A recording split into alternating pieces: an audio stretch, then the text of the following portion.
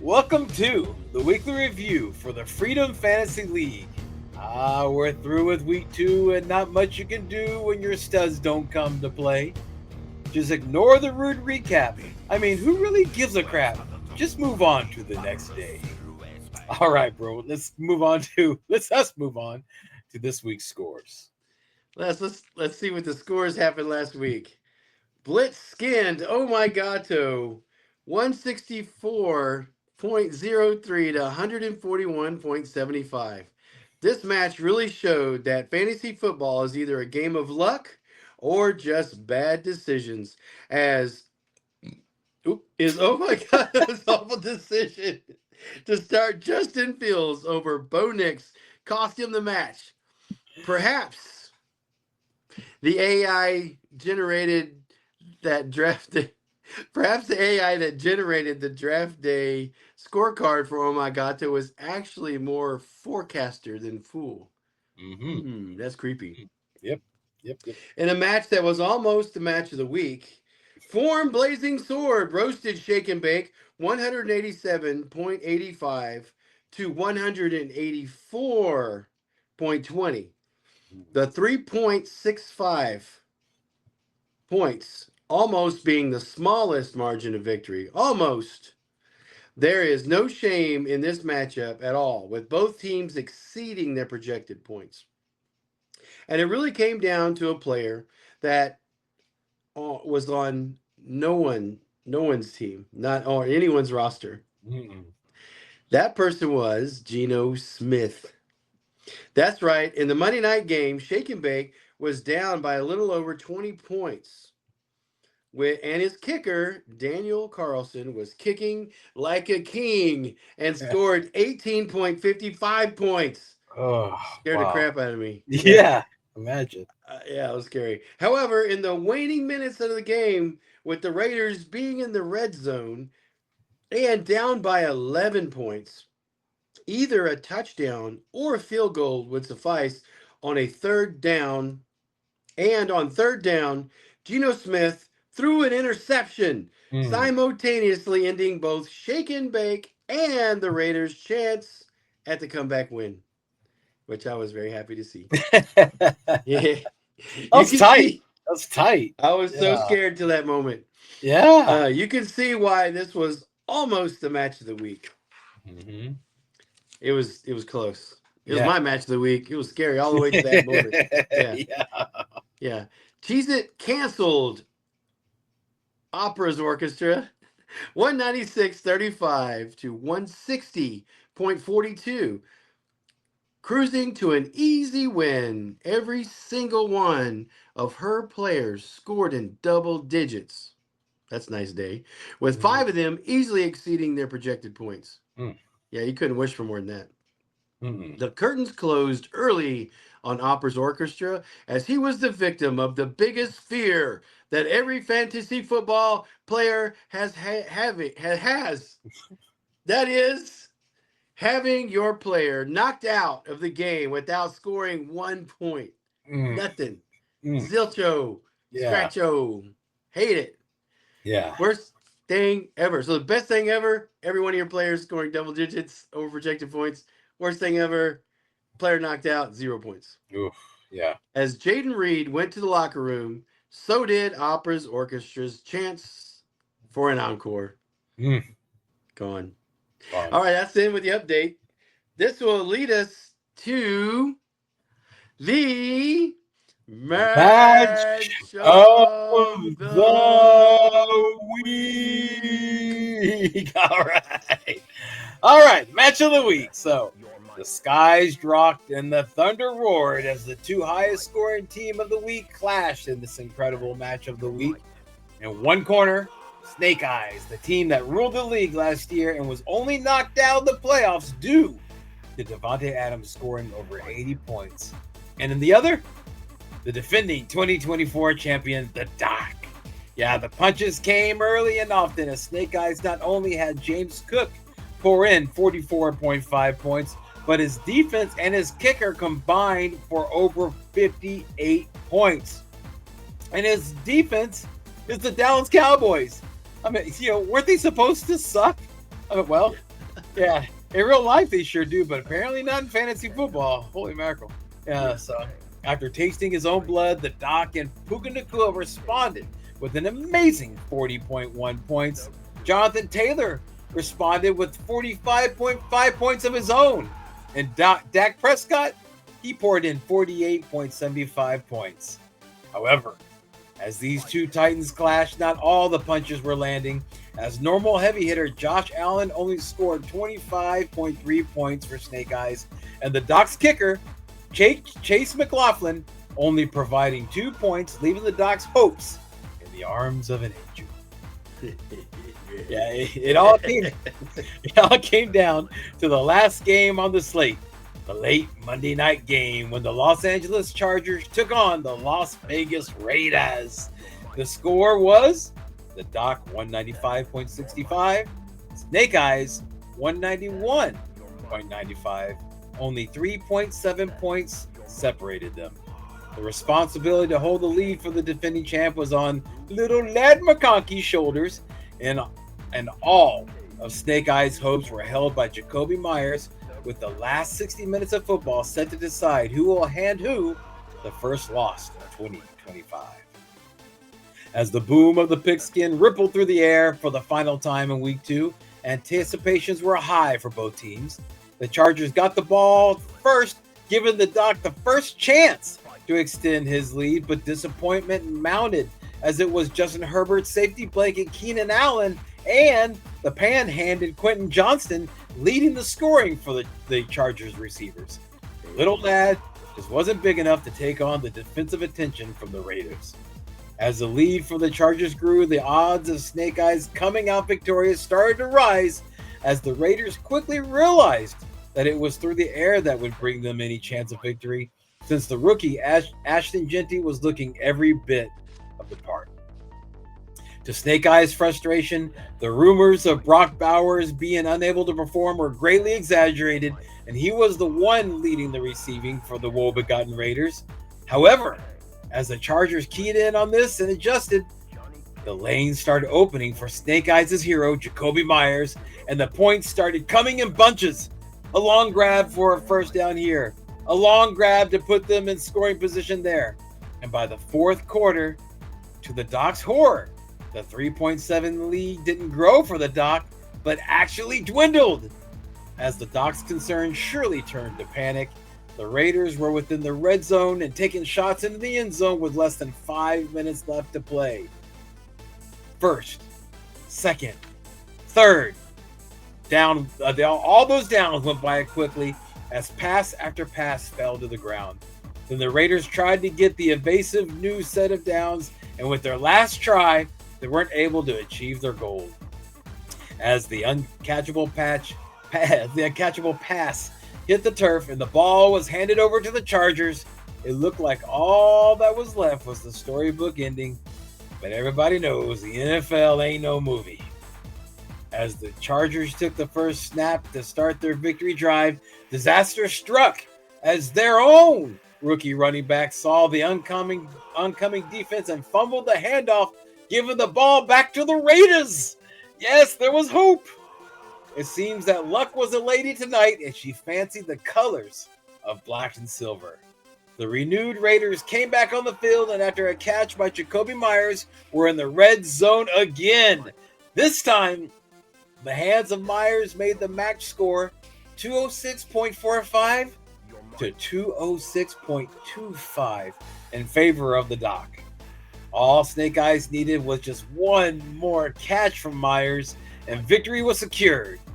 First down, throw to the end zone, incomplete pass. Second down, drop back from Geno, incomplete pass, same result.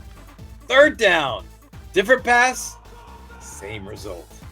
It all came down to this fourth down with barely a minute left on the clock.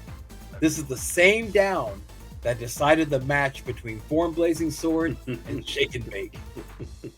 The two teams lined up, the ball was snapped. For an instant, time stood still as Geno flung the ball into the air for the intended receiver. And onto the turf, the ball went. Incomplete, deciding both the Raiders and the Snake Eyes' fate. as the Chargers went into victory formation and the clock struck 0. The score read Doc 206.45, Snake Eyes 206.25. There was nervousness as one simple stat correction could change the fate of either team, but none came, and the Doc handed Snake Eyes something he hasn't tasted all season: the bitter taste of defeat. The 0.2 point difference being a record of smallest margin of victory that should stand as long as this league stands. Next up for the undefeated Doc is Blue Hair White Dragon, who obviously doesn't read the news and doesn't know that right now she has a bell cow running back just sitting on her bench. So it looks like we already have someone in the lead for Oops, I Shit My Pants for week 3. We'll see. Snake Eyes will look to get back to his winning ways as he sets his fangs towards his fantastic fiance, Cheez-It. And I'm sure Sunday isn't going to be a day of rest in that household. All right. Indeed. Yeah. All right, bro. That's a tight victory. Tight. 0.2. 0.2. Probably will never, ever be matched again. I haven't ever seen that before. No. Never seen it 0.2. before. It would have to be 0.1, which is unheard of. I think that was a lightning strike. I don't think it's going to happen again. That was incredible. And this is the second week. There's been 2 weeks played, and each week there's been a game. The match of the week was decided by less than 2 points. It's crazy. Wow. Looks like it's going to be an Tight exciting season. Exciting. Yeah, well, I think it's also good to shows their teams are well matched. Yeah, right. Yeah, we all drafted well, it seems. Got good drafts. Yeah. Yeah, Definitely. Well, it's all down to the luck. except for me, according to AI. Yeah. Okay, all right. You're doomed. I'm doomed. Yeah. All right, bro. On to the blowout of the week. Blowout of the week. Week 2's blowout of the week came at the hand of the team that we all feared would wake up, as Mom Spaghetti captured Blue Hair White Dragon 193.65 to 137.05, beating the Flying Lizard by a whopping 56.6 points. Big. We all feared Mom Spaghetti as she drafted the super stack of Jamar Chase, Joe Burrow, and T. Higgins, along with superstar running back Derrick Henry, making us all wonder if we can stand up against the stack that she nicknamed Shuburgans. Well, would you believe that Mom Spaghetti only took off after the nickname was changed to Chuggins? Chickens? Oh, just Chiggins. Yeah. Chickens. After Burrow needed a tow truck during the game. Waka waka. Yeah. Wonder Kid Jake Browning came in after the Burrow lost the wheel and led both the Bengals and Mom Spaghetti to victory. To add to the mystery of the lopsided victory over BHWD, Derrick Henry only scored 2.8 points. Wow. It was the aforementioned Shiggins and Justin Herbert that were the heroes that led Matter Adipishing to victory. Little Latin there. Yeah. Matter Adipishing. Yeah, I'll say it again. Yeah. The 193.65 that that Victor earned wasn't the largest points of the week. So what was the cause of the annihilation? I give you Exhibit A, B, and C in the form of Drake London, Michael Pittman Jr., and Breece Hall, all scoring single digits. Last week, all these players scored in double digits, with 2 of them way into their 20s. Such is the game that we play. It's ever-moving target, and when the target moves and the dragon misses, into the abyss does it fall. Boom. Yeah. After devouring her opponent in week 1, BHWD sits proudly with an even record of 1-1, but But seething, she has a 1-1 record, but seething and waiting to feast again. That's what she's doing. Yes. Mhm. It'll be interesting if she notices the aforementioned oversight. Hint, hint. As the Doc, fresh off his Grace of God win, looks to keep his record unblemished. Meanwhile, Mom Spaghetti will aim her meatballs at Shake and Bake, setting up what sounds like actually a delicious Sunday meal. Yes. It does, doesn't it? Yeah. Yum, yum. Spaghetti and shake and bake? Yeah, man. Sign me up. Shake and Bake. So happy. Yeah. Yeah. That's it for the blowout of the week. All right, okay. So before we move on to the next segment, this is where we're going to talk about those are trade. You know, anytime there's a trade in the league, we always want to go and talk about it, and so kind of discuss it a little bit. So, bro, there was a trade that happened this past week that we'd like to discuss. Mm-hmm. So since you approved the trade, how about you give out the details? All right, one trade happened this week, and it was offered by Opera's Orchestra to Oh My Gato. Opera's Orchestra wanted to trade away Terry McLaurin, wide receiver for the Commanders, and Ashton Jeanty, running back for the Raiders, to Oh My Gato for Garrett Wilson, wide receiver for the Jets, and Nick Chubb, running back for the Texans. So, as we do in all of the trades, we review them. Now, in this case, it involved the commissioner. So, therefore, it became on my part to review it to represent the league. Right, because I don't approve my own trades, and we won't do that. Yeah, and Steve does not approve his own trades. Right. We won't do that. Mm-hmm. We don't do that. It's one thing great about having co-commissioners is that this can happen. Yeah. Mm-hmm. There's another good reason. This is one of the good reasons. Mm-hmm. Mm-hmm. So I reviewed it, and we always want the league, the best for the league involved in mind. That's the first thing we check. Is this going to unbalance the league? Is it unfair to one of the parties, or is someone taking advantage? What's the deal? What's the story behind the trade? So the best way to do that is talk to the managers. So my job is to talk to Travis, who is the Opera's Orchestra manager, and asked him about the trade. I said, okay, tell me about your trade. He came out right away with his game plan. He has a game plan. He was past Terry McLaurin. He was past waiting on Ashton Jeanty to come alive. And he wanted Garrett Wilson because he liked the way that guy was playing, liked the way he looked. And he also liked Nick Chubb. He trusts Nick Chubb's history, and he knows the guy can score. He's in a position on a team that's counting on him. He likes the Texans. He wanted Nick Chubb. And I said, okay. So he shared with me his manager's plan. I also spoke with Brian, the manager of Oh My Gato, and he was looking to trade some players off of his team to make a different move in order to score points. One reason being his last victory was what, bro? Yeah. The number 1.72 will at least live in infamy for at least a couple of weeks for me, because that's the amount of points that I beat Cheez-It in week 1. And I was looking, and you can look at it right now. If you look at the league and you see like the points, you'll see that if I had not scored 1.72 more points than Cheez-It, then I would be the last place team. Yeah, because I have the least amount of points. So I had to make some sort of change because I was not going to survive. Yeah, the players that I took a chance on, they just have to take a while to grow. They were not immediate, and I was 1-1 by the grace of God. And so, I needed to make a change.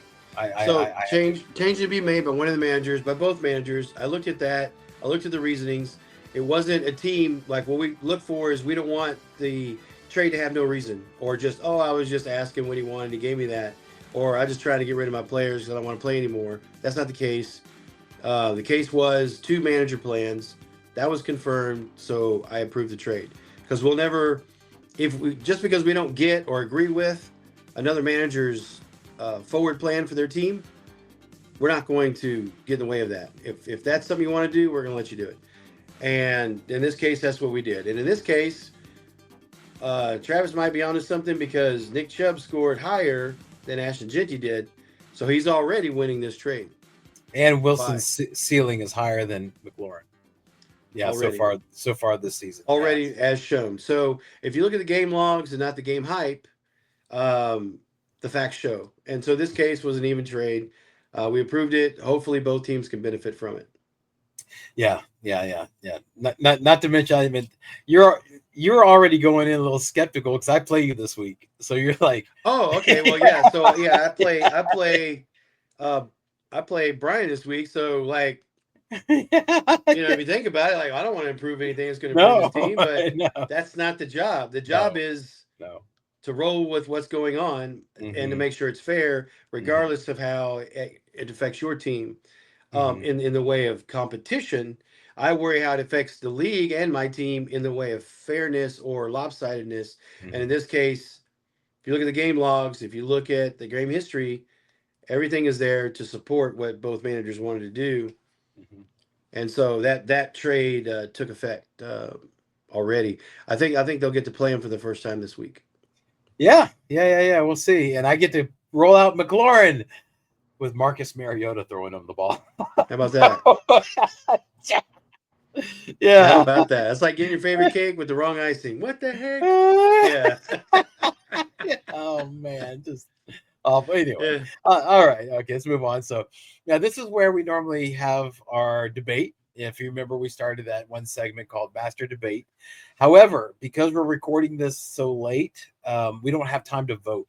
So, what we're going to do is we're going to move that subject to, or the item we were going to discuss and debate about. We're going to move that to next week, so everybody can have more time than just a few hours. Because remember, the voting ends on kickoff on Sunday, so it's not fair. So we're going to go ahead and move it to next week, and so we'll talk about the master debate then. So, all right, let's move on, bro, to the Our next favorite segment. segment. Yep. Favorite segment where we highlight some embarrassing moments and situations of our managers that occurred last week in a little bitty segment that we like to call "Oops, I Shit My Pants." Mhm. So far this season, this team has done nothing but shit in their pants. For starting, Justin Fields over Bo Nix, who scored over 7 times higher than Fields. Oh my Gato gets one, and this is his battle cry. And he gets another one for starting Trayvon Henderson over Nick Chubb, who more than doubled Henderson's score. Way to keep that brown streak alive, oh my Gato. And what's that smell? Woo, time to change the litter box. Oh man, come on. Blitz didn't do much better, and neither was his pants when he started Hollywood Brown over Jawan Jennings, who scored over 22 more points than Brown. This time, Brown wasn't Hollywood, and this noise says it all. Again, Blitz painted the walls when he started Sam Laporta over Jalen Waddle, who scored over 3 times higher than Laporta. Here's what the art critics thought of your masterpiece. Blue Hair White Dragon once again drops bombs from the sky as she started Jalen Hurts over Jared Goff, leaving Goff 72.80 points on the bench. Bench breaker. Yeah. Look out below.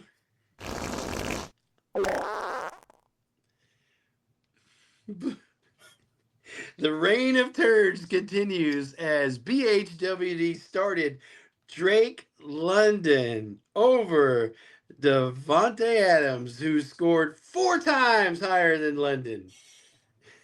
Oh no! Here comes another round. Not that much smells worse than Mom's spaghetti left out overnight, except when she started Derrick Henry over Jalen Warren, who scored almost 12 times higher than Henry. Can't believe I just said that. Here comes the secret in the sauce. Here comes another rotten whiff from the kitchen when Mom Spaghetti started Ricky Pearsall over Tet McMillan, who scored over twice as many points as Pearsall. Here comes a smell that not even Febreze can cover. And she's it. Gets one when she started Chris Olave over Roma Dunze, who scored over 25 more than Olave. 25 more points. How about that? Now we have proof that cheese doesn't cause constipation. And here's the sound that makes. Oh, and the last one here.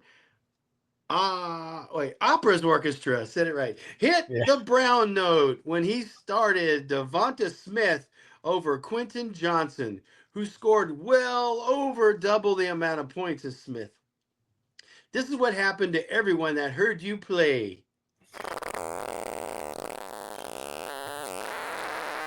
Yes, what a brown note. All right, and that wraps up the week 2 review. Yeah. So very good job, bro. Good job on that. Yeah. Before we close out the review, though, the co-commissioner and I would like to thank everyone for paying their dues and ensuring that the winner of the Rambo this year gets not only the full amount, but also gets their name on the trophy. So thank you so much, everybody. We really appreciate you guys for playing, and thank you so much for paying. We really appreciate that. Makes life so much easier. All right. So with that, congratulations to the winners, consolations to the losers, and see you guys and gals next week. Yes, and until next week, stay strong, be of good courage, and long live the Republic. Thanks for playing.